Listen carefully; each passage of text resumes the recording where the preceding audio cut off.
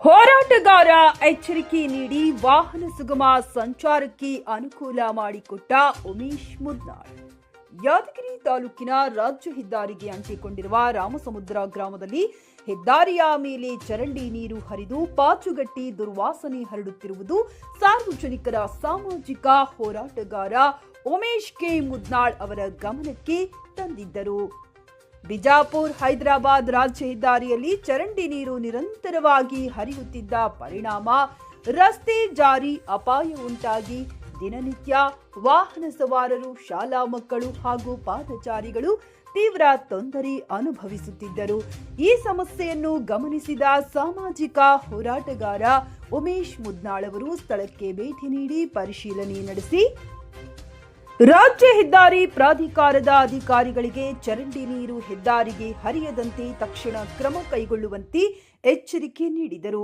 ಅವರ ಎಚ್ಚರಿಕೆ ಬಳಿಕ ಸಂಬಂಧಿಸಿದ ಅಧಿಕಾರಿಗಳು ತಕ್ಷಣ ಸ್ಪಂದಿಸಿ ಸಮಸ್ಯೆ ಪರಿಹಾರಕ್ಕಾಗಿ ಕಾಮಗಾರಿ ಆರಂಭಿಸಿದ್ದಾರೆ.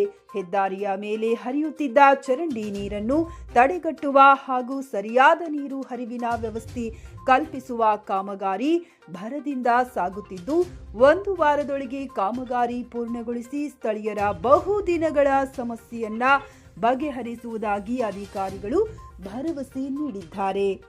ವರದಿ ಚಂದ್ರು ದೋರನಹಳ್ಳಿ. ಯಾದಗಿರಿಯಿಂದ ಹೈದರಾಬಾದ್ಗೆ ಹೋಗ್ತಕ್ಕಂಥ ಈ ಹೈವೇ ಮುಖ್ಯ ಹೆದ್ದಾರಿ ಮೇಲೆ ಚರಂಡಿ ನೀರು ರಸ್ತೆ ಮೇಲೆ ಬಂದು ಸಾಕಷ್ಟು ಅವಘಡಗಳು ಸಂಭವಿಸ್ತಾ ಇದ್ದವು. ಸಂಬಂಧಪಟ್ಟ ಅಧಿಕಾರಿಗಳು ನಿರ್ಲಕ್ಷ್ಯದಿಂದ ಇದು ಚರಂಡಿ ಆಗಿದ್ದಿಲ್ಲ. ತಕ್ಷಣ ಚರಂಡಿ ನಿರ್ವಹಣೆ ಮಾಡಬೇಕು, ಇಲ್ಲಾಂದ್ರೆ ಸರ್ಕಲ್ನಲ್ಲಿ ಇದೆ ರಸ್ತೆ ರಾಮಸಮುದ್ರದಲ್ಲಿ ರಸ್ತೆ ಬಂದ್ ಮಾಡಿ ಪ್ರತಿಭಟನೆ ಮಾಡುವುದಾಗಿ ಎಚ್ಚರಿಕೆ ನೀಡಿದಾಗ ಸಂಬಂಧಪಟ್ಟ ಅಧಿಕಾರಿಗಳು ತಕ್ಷಣ ಚರಂಡಿ ಮಾಡಲಿಕ್ಕೆ ಮುಂದಾಗಿರ್ತಕ್ಕಂಥದ್ದು ಇದು ಒಳ್ಳೆ ಬೆಳವಣಿಗೆ. ನಮ್ಮ ಹೋರಾಟಕ್ಕೆ ಸಿಕ್ಕಂಥ ಜಯ.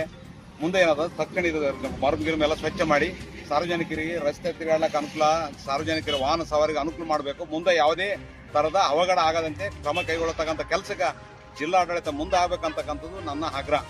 ಇದು ಚರಂಡಿ ಇರಲಿಲ್ಲ, ಚರಂಡಿ ಮಾಡಿದರು ರೈಟ್ ಮೇಲೆ ಹೋಗ್ತಿದ್ವು. ಈಗ ಚರಂಡಿ ಆಗ್ಯದ. ಎಲ್ಲೆಲ್ಲಿ ದಾರಿ ಇದ್ದಲ್ಲೆಲ್ಲ ಮರಮ ಸಿಸಿದಾರ ಹಾಕಿ ಕೊಟ್ಟು ಈ ಮೋರ್ಯಾಗ ನೀರು ಚಾಲು ಮಾಡಬೇಕಂತೆ. ಯಾವ ಊರು? ರಾಮಸಮುದ್ರ. ನಿಮ್ಮ ಹೆಸರು? ಬಂಗಾರಪ್ಪ.